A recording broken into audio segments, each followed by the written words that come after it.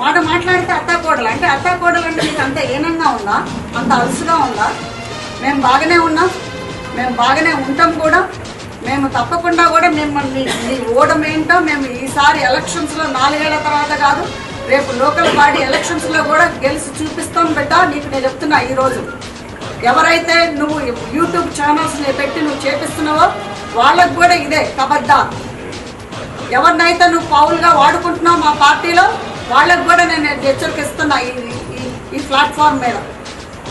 మీరు మాత్రం బంద్ చేయకపోతే మాత్రం తప్పకుండా చర్యలు తీసుకోవాల్సి వస్తుంది ఇమీడియట్గా. ఇది మాత్రం ఆగాలి.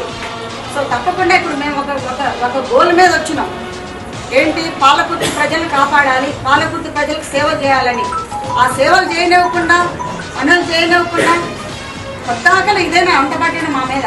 ఇదని చేయమా, లేకపోతే సేవలనే చేయమా? పాలకుర్తి ప్రజలకి, పాలకుర్తి ప్రజలను డెవలప్ అనే చేయమా, లేకపోతే స్వచ్ఛంగా సేవ మన ట్రస్ట్ ద్వారా పనులే చేయమా?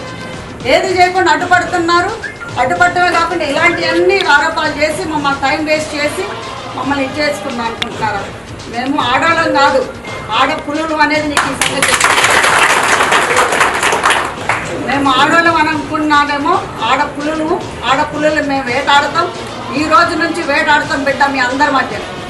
నేను ఇదే చెప్తాను. Thank you.